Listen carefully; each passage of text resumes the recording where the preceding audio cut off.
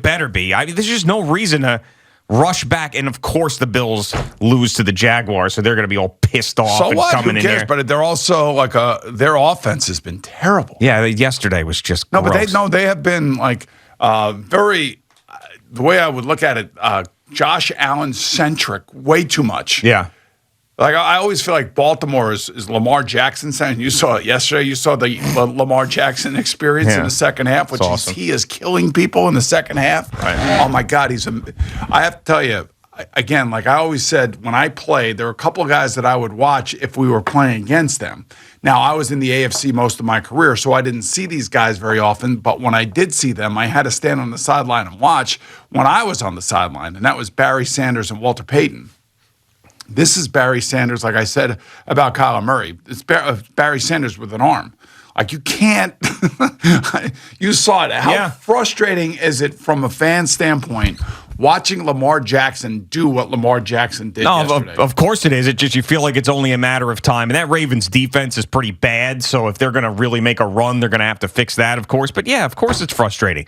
You think you got him, you don't have him. It's a 3rd and 6. He's got pressure on him. Boom. He runs around, and then he gets the first down. You got some pressure on him. You think you got him contained. He'll run around. He can't run for the first down. He steps back. He throws the ball down the field, 14 yards completion. It's impossible. It's impossible to keep him contained for an entire game. It feels like. Now, he's had his struggles, especially against good teams in the postseason, where they have found a way to get him. But, yeah, I mean, yesterday was the worst. It was 24-10. You're feeling great about it. And, of course, he did what he did. You know, oddly enough, the best team that to play against him this year to really contain him was the Bengals. The Bengals, yeah. Like 3 weeks ago. Who were terrible yesterday. They should be ashamed of themselves yesterday with that performance. Well, that's right. The Bengals now have lost 2 games in a row, and that last 5 minutes against the Jets obviously led to a little bit of a hangover yesterday. They go down the field, 11 plays, right down the field, and then Joe Burrow tries to force the ball to Jamar Chase. Denzel Ward takes it back for a touchdown. Then they come back out the next series, I think, or the series after that, and Jamar Chase ends up fumbling the ball, and the Browns go right down the field and score again. And without OBJ, it's DPJ, Donovan Peoples-Jones, who took OBJ's spot, who had the 60-yard touchdown, and it seemed like the weight of the world was taken off of the Cleveland Browns. Yeah, it seemed like that, yeah. And Baker Mayfield especially. Yeah, and Baker, tried to say all the right things after the game, and he wished Odell Beckham Jr. great wherever he goes and all that other stuff. But you could see after the game when we interviewed him, CBS interviewed him, he was kind of like steadfast and almost angry but happy. Like, this team stood together. We all hung through with all this crap that was going on around our team and all that other stuff. I'm so proud of this team. And you could see that he was disgusted about all the crap that they had to deal with during the week, especially after coming off of their loss last week to the Steelers. And then having to deal with the whole Odell Beckham Jr. crap. Because as far as I know, the Browns on Monday and Tuesday – after the trading deadline, were trying to get Odell Beckham Jr. more involved. Now, he had the most targets of all the wide receivers there. And then all of a sudden that Instagram post comes out by his dad. That was his dad didn't put together, by the way. Somebody else put it together. Of course, yeah. And then he forwarded and put it out there. And then enough is enough. And I think Kevin Stefanski and the Browns just had enough of OBJ, just like the Giants and Dave Gettleman and Pat Shurmur and everybody else here. Yeah, and I think that, unfortunately for the Giants, there are some Giant fans that think that they may have another Odell Beckham Jr. situation on their hands with Kadarius Toney. And what's interesting to me is, and I don't think that that's a fair comparison yet, but what's interesting to me is you got this guy, Kadarius Toney, who's had a couple of slip-ups since he's been here. Let's admit. A couple of slip-ups since he's been here. But he's as talented as a guy that they have. And yesterday, he's barely anywhere to be found. I mean, it took until, the third quarter for him to get his first target? Now, I know Kenny Golladay came back, and I know they're getting a little healthier. But this offense for the Giants, even in a win yesterday, is just impossible to watch. And Daniel Jones didn't even throw for 200 yards in a win. He only had 20 attempts. I mean, my Lord. And they ran the ball, which was great.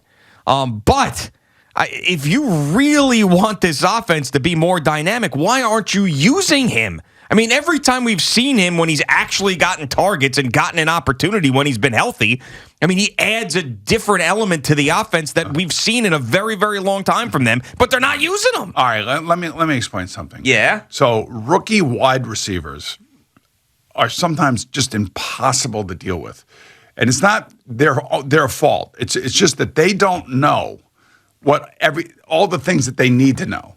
And while he may be great with the ball in his hands, and he's got quick feet, and he can make plays, and he's athletic, he's an athletic freak. We all can see that. Yeah. But if the kid is not going to the right spot, he's running the right route, he's playing freelance football, the quarterback is going to be very unsettled, and it's going to be very difficult to get him the ball accurately. And Daniel Jones and he really haven't had much time together. They barely practiced in the summer because of all the different anomalies and issues that Kadarius Toney had. But it's going to take time before they really truly understand each other. Like, people don't understand, like, Odell Beckham Jr. is on the field just running whatever route he thinks he's going to be open. And he's going to be running plays, he's going to be freelancing and everything. And Baker Mayfield, and I saw this with Eli Manning too when he was playing with him. They're like double pumping, and they're not sure where he's going. And as a quarterback, this is why I love Tom Brady. Tom Brady tells his guys, we're going to go practice, and we're going to run these things to where I know exactly what you're doing. Then if we have to break protocol or break, whatever the playbook calls for, we'll talk about it on the sideline. We'll talk about it in the huddle. Don't go doing your own thing. Now, there are going to be times where a receiver does get behind a defensive back and he puts his hand up. And if you're playing with a guy long enough, that guy will understand what putting that hand up means. So if you play with an Aaron Rodgers, Ben Roethlisberger, Phillip Rivers when he was playing, Drew Brees, all those guys, they've been around forever. And the longer they're around, the smarter they become. The slower they become, but the smarter they become. Yeah. And so they can start seeing things, and they can give hand signals. They can look at a guy that he's played with maybe 4, 5, 6, 7 years and say, I need you to go do something. You could just look at each other. And I think kind of like Jamar Chase and Joe Burrow have that just simply because they played at LSU together. Kadarius Toney and Daniel Jones are obviously not on the same page. It's obvious. Yeah, but they have been at times this year. Yeah, at times when Kadarius Toney's doing what he's supposed to be doing. Yeah, I just feel like they're not using him. Like they're not. He wasn't even out on the field barely. Well, a lot of, and again, in the first half. And again, there's a million things that could be the reason for that. Mm-hmm. It's not just one simple reason. Sometimes a guy is just not sure about the read. He doesn't understand to break off a route if there's a blitz. There could be all sorts of reasons why. And it's not just Kadarius Toney. It's a lot of guys. Like yesterday, Jamar Chase, the best receiver out of this class. Yeah, bad drop in the end zone. He had a horrendous day yesterday. Yeah. He had a fumble. He had a drop. He had a million things going on yesterday, and they were all bad. And they ended up losing. If he's going to be the central figure, he can't have a day like he had yesterday. Yeah. And neither can Joe Burrow, for that matter. I would just say that it just takes a while before guys get in sync. And, they only threw 20 times yesterday because they were running the ball effectively. And I don't know, really, the weather looked like it was a beautiful day. I thought it was going to be a great day for Daniel Jones to throw against that Raider defense. But I also think that they were worried about the pass rush yesterday. Okay, fine. If they're worried about the pass rush and they ran the ball effectively and the defense won them the game. But, I mean, that Giants offense is still just putrid. It's putrid. Did you think when they kicked the field goal to go up 7 points that there was no way that Derek Carr wasn't going to come back down and tie the score and put it in overtime? Of course. And then I thought they were going to lose in overtime.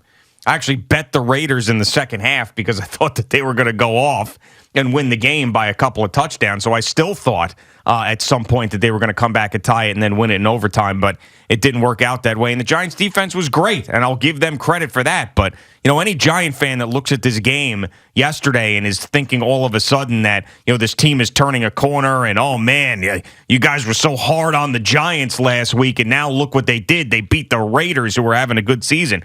You still got major problems. And the biggest problem is the quarterback. I'm sorry. It just is. He's not going to be your answer long term. He's not. Even in a win, you're watching him. He's still not great with ball security. You still feel like when you have an opportunity for him to win the game, he can't do it. Also yet another different offensive line combination. This offensive line was supposed to be fixed 3 years ago, and they're still waiting. And when Andrew Thomas is not playing, when you're really talented, young left tackle is not on the field, it creates enormous amount of problems for everybody else. And I think that's probably one of the things that happened yesterday, and they wanted to play it close to the vest. And the defense, let's face it, Patrick Graham's defense the last 2 weeks, although, watching Kansas City yesterday against Green Bay, I wouldn't say that, that was a dominating performance by the Giant defense. It was just the Kansas City offense is just stuck in neutral. Like them in Buffalo, for whatever reason.